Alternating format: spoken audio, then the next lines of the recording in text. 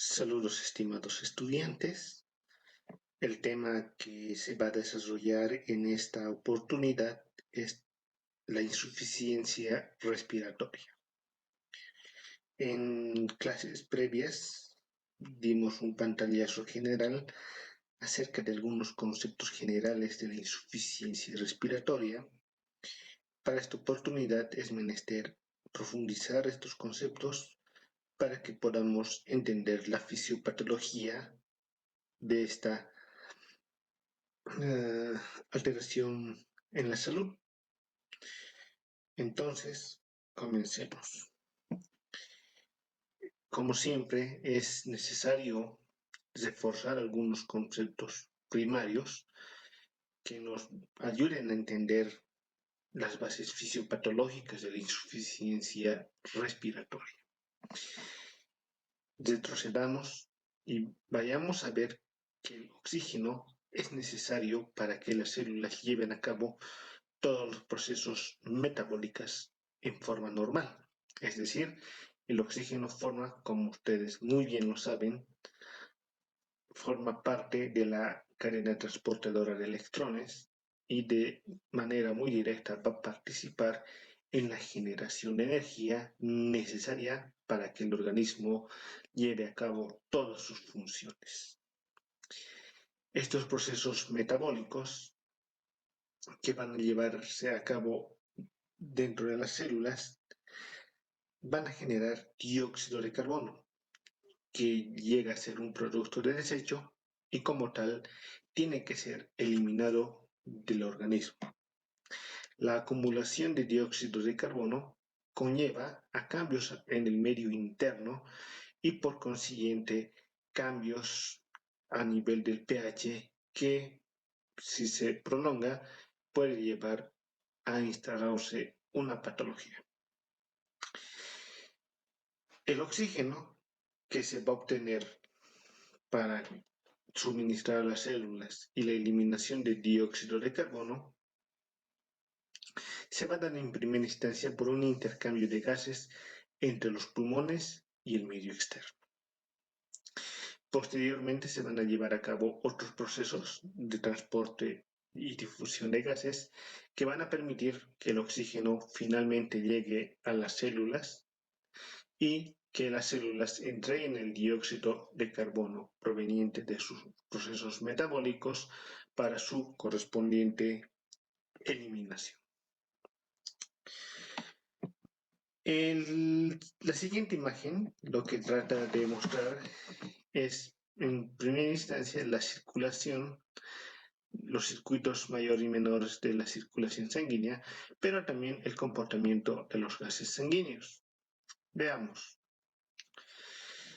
La sangre se viene a oxigenar a nivel del circuito o a nivel de los pulmones y una vez que la sangre se ha oxigenado adecuadamente, pues esta sangre bien oxigenada pasa a las venas pulmonares y llegan finalmente a la aurícula izquierda.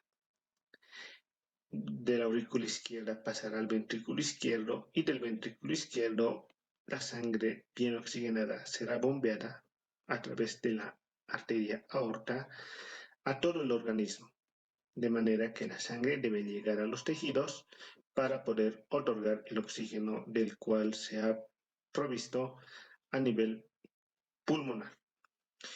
Una vez que la sangre llega a nivel capilar, los capilares se encargan de distribuir esta sangre bien oxigenada a las células del organismo y al mismo tiempo que está entregando el oxígeno, las células más bien recogen el oxígeno de la sangre, entregan el dióxido de carbono proveniente del metabolismo y pues posteriormente el circuito de vasos sanguíneos se transforma o pasa a ser un circuito venoso. Entonces, la sangre con menor cantidad de oxígeno, porque ha entregado el oxígeno a las células, y con una mayor cantidad de dióxido de carbono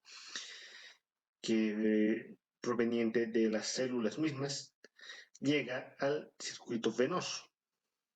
y de acá, una vez que llega al circuito venoso, va a llegar a las cámaras derechas del corazón, a la aurícula derecha, inicialmente a través de la vena cava superior e inferior y posteriormente al ventrículo derecho. El ventrículo derecho manda así, o más bien bombea la sangre a través de la arteria pulmonar.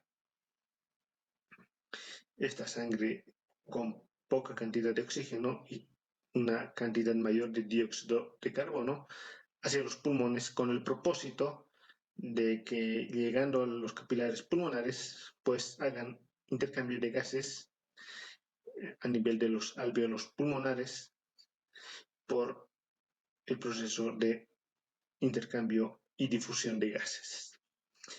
Entonces, como pudimos apreciar, esta imagen nos está mostrando el comportamiento y la circulación que tiene la sangre y además que una parte esencial para que la sangre se oxigene y expulse o elimine el dióxido de carbono está a nivel de la difusión de gases en el contacto de la circulación con los alvéolos pulmonares. Esta imagen nos muestra el proceso de inhalación y exhalación, que es el momento en el que la sangre mete aire del ambiente rica en oxígeno y en el momento en que se expulsa o se exhala el aire que está con una cantidad mayor de dióxido de carbono. En este punto es importante conocer además que la respiración se va a componer de 4 fases, a saber, ventilación, que es el proceso de inhalación y expiración mismo que acabamos de ver, la difusión de gases externa, es decir, el intercambio de gases, oxígeno y dióxido de carbono entre el alvéolo pulmonar y los capilares, o más bien y la sangre. A este proceso también se le denomina respiración externa.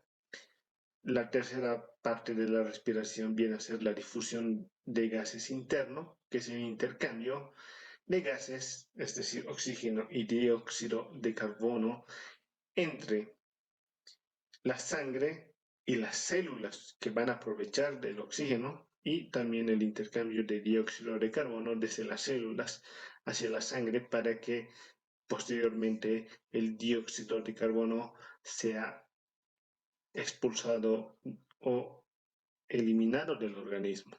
Y por último, una fase importante de la respiración es la regulación misma a través o a cargo del sistema nervioso central, controlando distintos aspectos de la respiración, estimulado por diferentes tipos de estímulos, valga la redundancia, en concordancia con otros aspectos que son inherentes y participan activamente de la respiración, a saber, la caja torácica o los músculos principales de la respiración. Entonces es importante conocer estas 4 fases que participan en la respiración porque veremos que dependiendo de la insuficiencia respiratoria, una o más partes de estas se van a ver comprometidas para instaurarse esta patología que hoy es parte de nuestro estudio. Esta imagen nos está demostrando entonces parte de estas 4 fases de la respiración. En esta parte podemos ver la respiración externa o la difusión de gases externa. Es el intercambio de oxígeno entre el alvéolo pulmonar. El oxígeno pasa del alvéolo pulmonar a la sangre, obviamente que se va a depositar a nivel de los eritrocitos en la hemoglobina que cargan estos, y el intercambio, o es decir, el paso de dióxido de carbono de la sangre hacia los alvéolos pulmonares. Este es la respiración externa. La respiración interna sucede cuando la sangre ya llega a las células y los tejidos y es el momento en que la sangre otorga el oxígeno, es decir, la sangre pasa de no, bueno, el oxígeno más bien pasa de la sangre a las células y en sentido contrario, el dióxido pasa de las células y tejidos hacia la sangre para que posteriormente sea eliminado. Esta es la respiración interna. Previamente ya vimos el proceso de inhalación y exhalación donde participan, nuevamente repetimos, activamente el control del sistema nervioso, participa la caja torácica, desde la estructura esquelética, participan los músculos principales de la respiración y todos estos procesos son encargados de la ventilación misma, que es la primera parte de la respiración.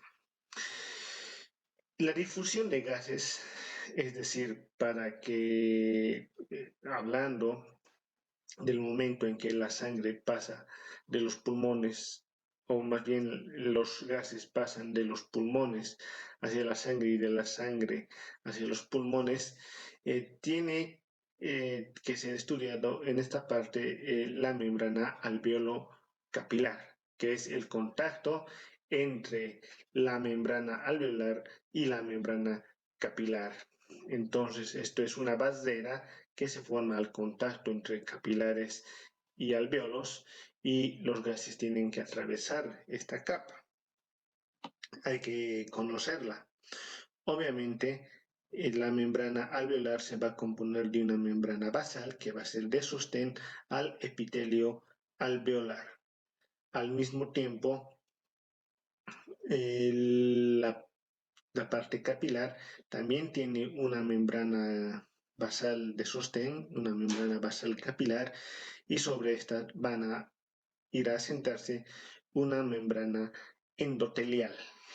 Y entre ambas membranas basales se va a encontrar un espacio intersticial. Entonces, tanto el oxígeno y el dióxido de carbono tienen que atravesar toda esta barrera para llegar a su destino final. También es importante conocer estos aspectos porque existen ciertas condiciones patológicas donde esta capa sufre alteraciones y puede ser producto de llevar a un paciente a la insuficiencia respiratoria. Pero ¿cómo es que ocurre este movimiento de gases? ¿Cómo es que el oxígeno puede pasar a la sangre desde los alvéolos y el dióxido de carbono pasa desde la sangre a los alvéolos, en el caso del dióxido de carbono, y en el caso del oxígeno de los alvéolos hacia la sangre? Y en sentido contrario, cuando la sangre llega a los tejidos, ¿cómo es que el oxígeno pasa a los tejidos y el dióxido de carbono pasa de los tejidos hacia la sangre? Pues para comprender este movimiento de gases es necesario comprender que los gases se van a mover de un lugar de mayor presión a un lugar de menor presión, comprendiendo la ley de la difusión. En este slide, en esta imagen, vamos a comprender de mejor manera cómo la presión contribuye a que los gases se muevan en una dirección de un lugar de mayor presión a un lugar de menor presión. Iniciemos en el punto de contacto de la sangre con los alvéolos pulmonares. La sangre que está desprovista o más bien es pobre en oxígeno, tiene que cargarse de oxígeno. Entonces, cuando tiene contacto con los alvéolos, veremos que la presión parcial de oxígeno a nivel de los alvéolos pulmonares es de 105 y la presión parcial de oxígeno a nivel de la sangre desprovista de oxígeno es de 40. Esta diferencia es notoria y pues el oxígeno se va a mover de un lugar de mayor presión a un lugar de menor presión, obviamente desde los alvéolos hacia la sangre. En sentido contrario, el dióxido de carbono tiene una presión parcial de dióxido de este gas de 45 y se va a mover desde la sangre hacia los alvéolos pulmonares que tienen una presión parcial de dióxido de carbono de 40. La presión también, o la diferencia de presiones es notoria. Es fácilmente podemos deducir que el movimiento será por esta diferencia desde la sangre hacia los alvéolos pulmonares. Una vez que la sangre se cargó de oxígeno y eliminó el dióxido de carbono, la composición y la presión parcial de los gases habrá cambiado, siendo que la sangre que va a pasar al circuito arterial tiene una presión parcial de oxígeno de 100 y una presión parcial de dióxido de carbono de 40. Con estas presiones, la sangre va a llegar a los tejidos y nuevamente va a ocurrir el fenómeno de intercambio de gases. Cuando los capilares llegan a nivel celular, la diferencia de presiones también es notoria. En el caso de la presión parcial de oxígeno a nivel de la sangre es de 100 y a nivel de las células la presión parcial de oxígeno es de 40. Obviamente el movimiento del oxígeno va a ser desde la sangre hacia las células por diferencia de presiones y el movimiento de gases de dióxido de carbono será en sentido contrario de las células que tienen una presión parcial de dióxido de carbono de 45 hacia la sangre que tiene una presión parcial de dióxido de carbono de 40. Una vez que la sangre ha atravesado las células, pues su composición ha cambiado nuevamente con una presión parcial de dióxido de carbono de 45 y una presión parcial de oxígeno de 40. Entonces, esta sangre ya no es eficaz para poder otorgar oxígeno a las células, por lo tanto, tiene que ir a reabastecerse de oxígeno y eliminar la carga de dióxido de carbono que fue provista por las células. Entonces, ¿cómo vamos a evaluar los gases en la sangre? Es factible evaluar cómo están las presiones parciales tanto de oxígeno como de dióxido de carbono y para este propósito tenemos algunos exámenes complementarios, a saber la gasometría arterial y el oxímetro de pulso. Entonces es importante estos dos exámenes complementarios para poder evaluar. Uno obviamente es más invasivo que el otro, pero que nos ayuda mucho a tener un acercamiento acerca del estado de la función respiratoria en el paciente. En esta imagen podemos apreciar el componente llamado oxímetro de pulso que se va a encargar, es un sistema que usa un infrarrojo y determina la saturación de las moléculas de hemoglobina presentes en los eritrocitos. Obviamente, si hay una menor cantidad de oxígeno, la saturación de oxígeno va a ser menor y por lo tanto el oxímetro nos va a identificar que la saturación no es satisfecha y de forma indirecta nos estará diciendo que la concentración de oxígeno en la sangre, es decir, la presión parcial de oxígeno, es menor. El oxímetro de pulso no nos mide la presión parcial de dióxido de carbono ni siquiera de forma indirecta. Entonces, cuando hablamos de insuficiencia respiratoria, es importante definirla como un estado clínico donde existe una disfunción respiratoria que lleva a un intercambio de gases anormal y que esto va a resultar potencialmente normal. Cuando hablamos una disfunción en el intercambio de gases, nos estamos refiriendo a que uno puede que la sangre no pueda ser provista de oxígeno desde el medio interno suficiente para que pueda otorgar el oxígeno mismo a las células para que se lleve a cabo las funciones normales o en su contracara, la disfunción puede afectar también el dióxido de carbono, haciendo que el mismo se acumule en la sangre porque existe una alteración que impide que el dióxido de carbono salga en los alvéolos y de los alvéolos sea expulsado hacia el exterior.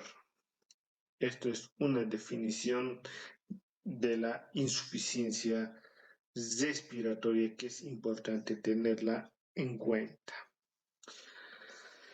También es importante mencionar que la insuficiencia respiratoria puede instaurarse en personas previamente sanas, personas jóvenes, sin comorbilidades previas o personas que tenían patologías crónicas. El desenlace es muchas veces es inadvertido. Personas jóvenes que incurren en insuficiencia respiratoria pueden tener un desenlace letal y personas con comorbilidades y de mayor edad pueden sortear este estado.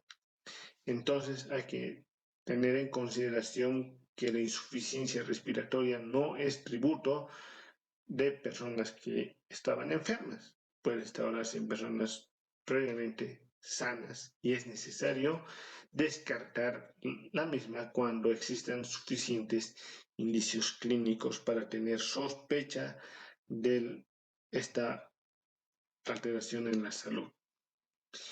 También es importante identificar o conocer algunos términos, como ser, cuando hablamos de hipoxemia, nos referimos que los niveles de oxígeno en la sangre han sido reducidos y es considerado hipoxemia cuando en el estudio gasométrico la presión parcial de oxígeno es menor a 95 milímetros de mercurio. Hablamos de hipercapnia cuando hay aumento de los niveles de dióxido de carbono en la sangre arterial y en el estudio gasométrico vamos a definir la hipercapnia como un aumento de la presión parcial de dióxido de carbono por encima de 45 milímetros de mercurio. La hipoxia es la reducción de la cantidad de oxígeno en los tejidos. Entonces es importante diferenciar estos conceptos que en muchas oportunidades nos puede llevar a un error de conceptos porque los nombres son muy similares. También existe obviamente, aparte de una definición clínica, una definición gasométrica de la insuficiencia respiratoria. La misma va a ser definida en su parte gasométrica cuando la presión parcial de oxígeno está por debajo de 60 milímetros de mercurio. Esta reducción de oxígeno puede estar o no acompañada de un aumento en la presión parcial de dióxido de carbono igual o superior a 45 milímetros de mercurio. Pero para que este concepto gasométrico sea definido como tal, el paciente más bien tiene que excluirse que exista una cardiopatía congénita con cortocircuito de derecha a izquierda y la presencia de alcalosis metabólica. En este tipo de pacientes que tienen cardiopatía congénita con cortocircuito derecha a izquierda y alcalosis metabólica, no es posible aplicar las definiciones gasométricas que vimos en el punto 1 y el punto 2.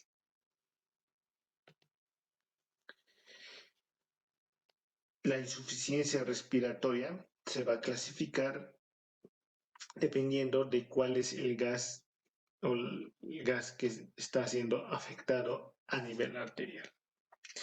En este sentido, hablamos de una insuficiencia respiratoria hipoxémica cuando es únicamente los niveles de oxígeno los que han sido afectados. Pero para esto, gasométricamente, obviamente, tiene que haber una presión parcial de oxígeno por debajo de 60 milímetros de mercurio. A este se le denomina entonces insuficiencia respiratoria hipoxémica. Cuando la insuficiencia respiratoria, además de alteración de los niveles de oxígeno, se altera también el dióxido de carbono, se le denomina insuficiencia respiratoria hipercápnica hipoxémica. En este sentido, la gasometría nos tiene que revelar niveles de dióxido de carbono con una presión parcial por debajo de 60 y una presión parcial de dióxido de carbono por encima de 45. Oxígeno por debajo de 60, dióxido de carbono por encima de 45. La insuficiencia respiratoria hipoxémica se va a dar principalmente por alteración del intercambio gaseoso y la insuficiencia respiratoria hipercápnica hipoxémica por alteración de la ventilación misma.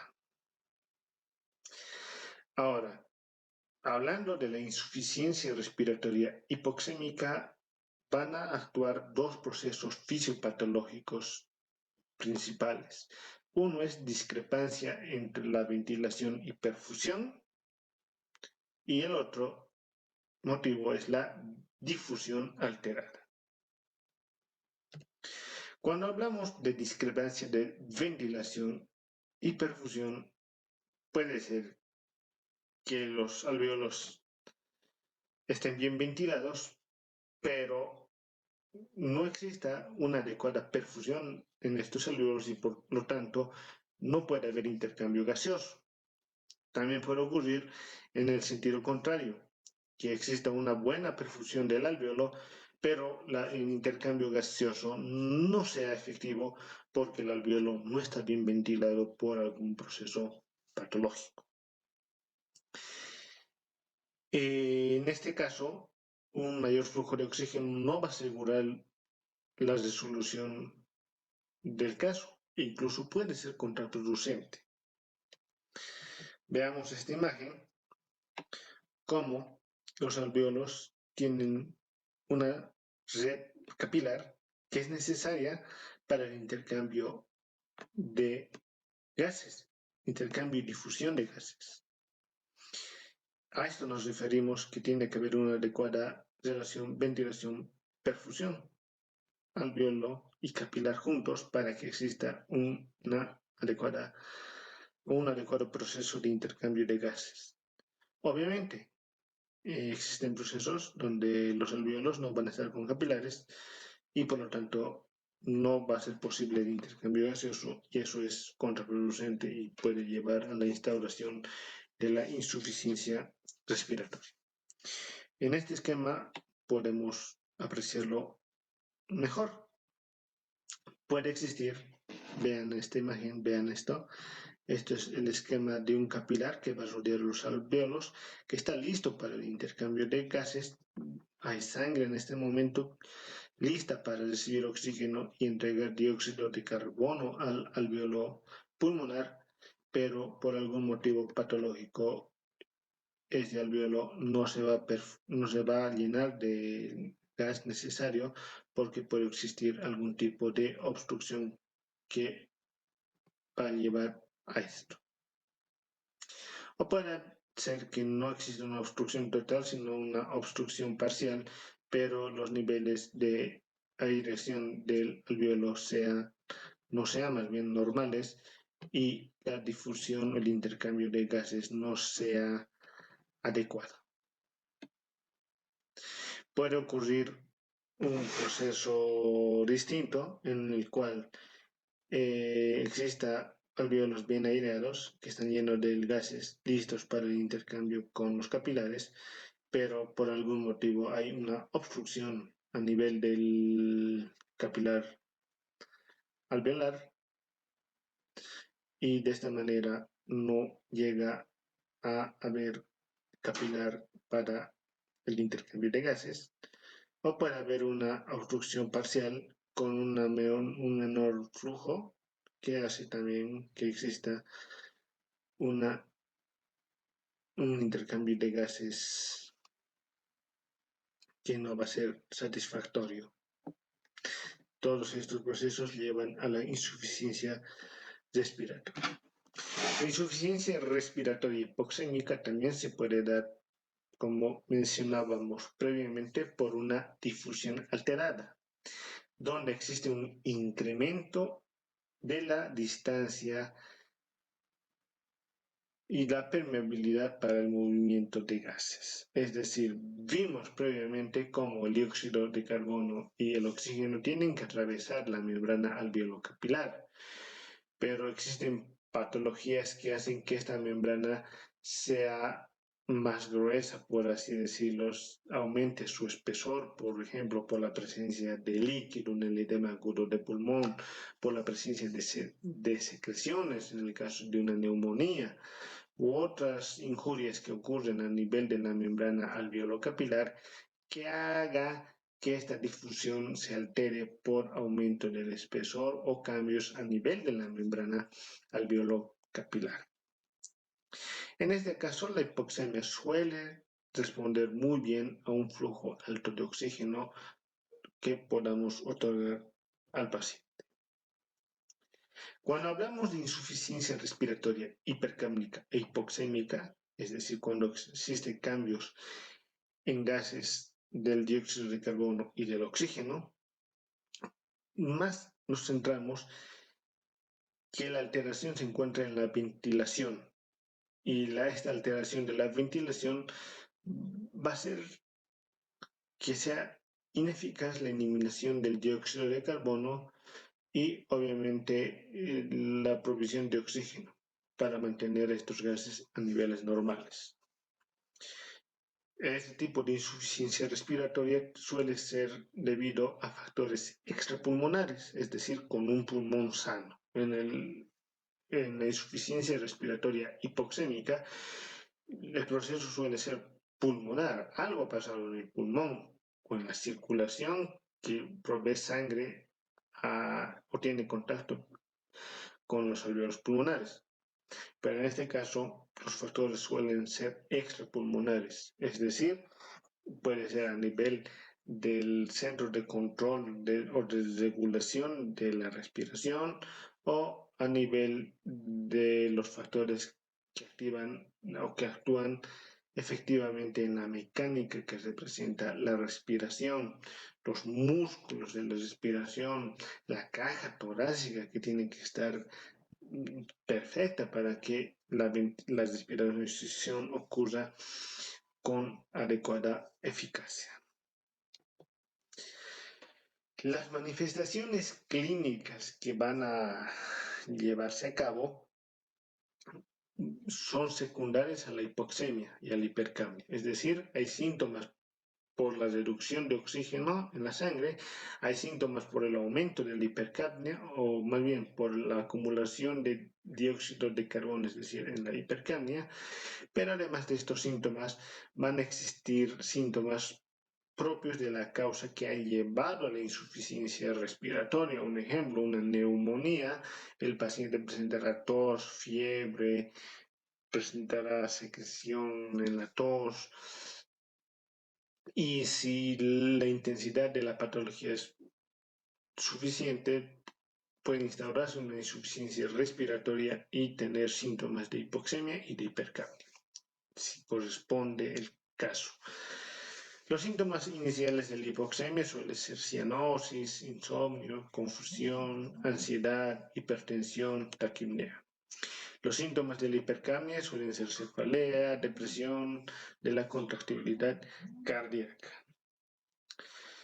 También existe algún tipo de clasificación de la insuficiencia respiratoria mediante los criterios gasométricos que ya hablamos. Cuando se afecta solamente el oxígeno se denomina insuficiencia respiratoria hipoxémica, y cuando se afectan ambos gases, oxígeno y dióxido de carbono, se denomina insuficiencia respiratoria hipoxémica hipercápnica.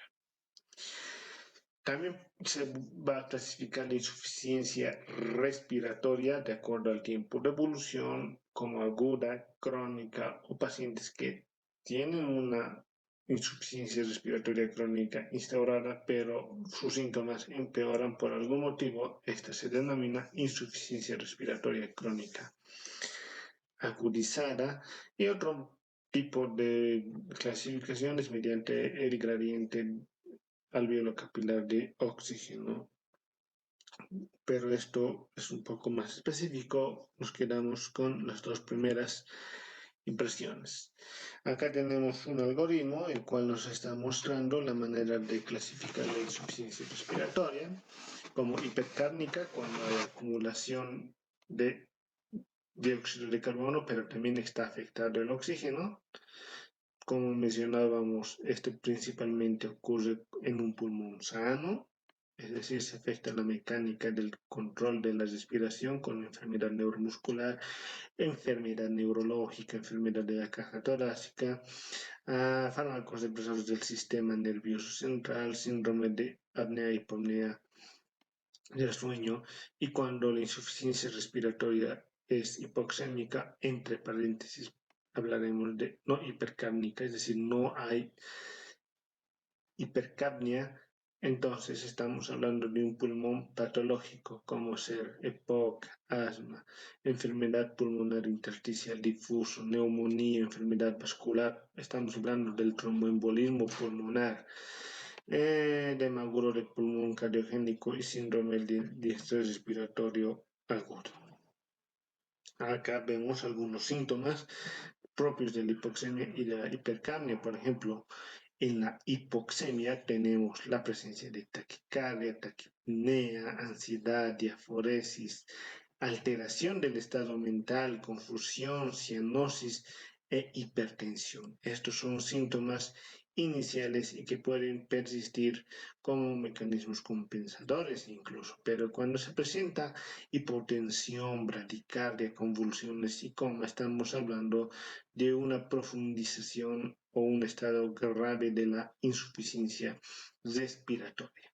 Los síntomas propios de la hipercapnia suelen ser la somnolencia, el letargo, la intranquilidad, el temblor, el balbuceo, la cefalea, la asterisis, que es un temblor fino en las extremidades a nivel distal, la presencia de coma y la presencia de diaforesis. Entonces, estos son los síntomas propios de la hipoxemia y de la hipercapnia y pueden estar presentes ambos conjuntos de síntomas o no, dependiendo del tipo de insuficiencia respiratoria. Fuera del hacer la evaluación gasométrica, obviamente se puede realizar una aproximación imagenológica haciendo simplemente una radiografía de tórax. Cuando hagamos una radiografía de tórax y estemos ante un paciente con insuficiencia respiratoria, no siempre esperemos que exista problemas pulmonares. Ya vimos, existen causas extrapulmonares para llevar a un paciente a desarrollar insuficiencia respiratoria. Siendo así, podemos encontrar más bien una radiografía normal, o más bien podemos encontrar áreas localizadas o difusas que nos indiquen patología pulmonar misma. Acá, por ejemplo, apreciamos una radiografía que es normal, pero pertenece a un paciente con insuficiencia respiratoria. Entonces, podríamos pensar que este paciente tiene un factor extrapulmonar y por lo tanto, siendo el problema extrapulmonar, tiene una insuficiencia respiratoria de tipo hipercápnica hipoxémica. Muy contrario a este otro paciente que tiene opacidades pulmonares, son focos neumónicos, el cual nos está demostrando que el paciente más bien estaría cursando con una insuficiencia respiratoria hipoxémica. En acá la alteración pulmonar es localizada, ¿no? Cuando hay insuficiencia respiratoria, puede ser aguda o crónica. No tanto depende del tiempo que transcurra, sino depende de que si se instauran o no mecanismos de adaptación, es decir, el organismo va a iniciar mecanismos para compensar estas alteraciones en el intercambio gaseoso. Mientras no existan estos mecanismos de adaptación, la insuficiencia respiratoria debe de ser considerada aguda. Pero cuando existen mecanismos de adaptación, la insuficiencia respiratoria pasa a ser de tipo crónico. ¿Cuáles son estos mecanismos de adaptación? Por ejemplo, aumento de la ventilación alveolar, es decir, pacientes van a tener una respiración más profunda, van a estar en taquipnea de forma permanente. Aumento del contenido de oxígeno en la sangre. Para que aumente el contenido de oxígeno en la sangre tiene que haber más bien mayor cantidad de sangre, de eritrocitos y por lo tanto mayor cantidad de hemoglobina para que puedan captar mayor cantidad de moléculas de oxígeno y por lo tanto se va a instaurar una policitemia secundaria. Reducción de la afinidad del oxígeno por la hemoglobina. Al mismo tiempo de que va a haber más hemoglobina y capte más oxígeno, pues esta no puede ser egoísta y no entregar el oxígeno a las células. Por lo tanto, va a aumentar las moléculas de 2,3-difosfoglicerato que va a estimular a que la hemoglobina entregue el oxígeno a los pacientes, o más bien a las células del paciente.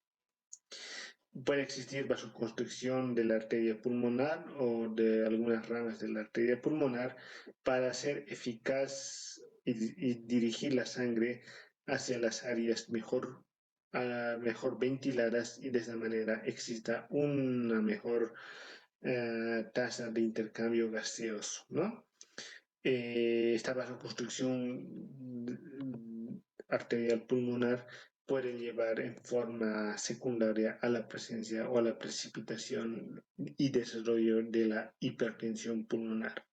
Y por último, el riñón va a participar activamente como un mecanismo compensador o de adaptación a la instauración de una insuficiencia respiratoria, reteniendo bicarbonato para que de esta manera exista una compensación en el pH sanguíneo porque la retención de dióxido de carbono lleva a desarrollarse acidosis, ¿no? Acidemia.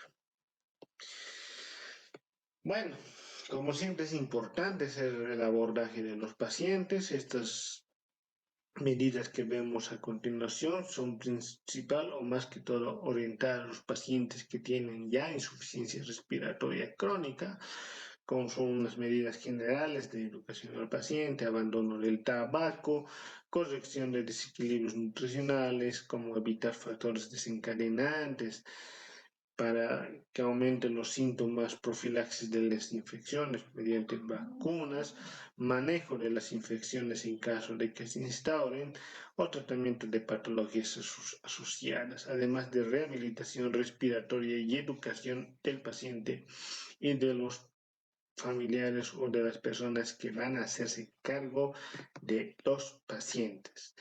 En el caso de insuficiencia respiratoria, sea aguda o crónica, se tiene que buscar la causa y tratar la causa, no en sí la insuficiencia respiratoria, hay que hacer las pautas necesarias para que se corrija al menos parcialmente la insuficiencia respiratoria, pero si no tratamos la causa principal, pues no va a existir mecanismos para liberar al paciente de esto, ¿no?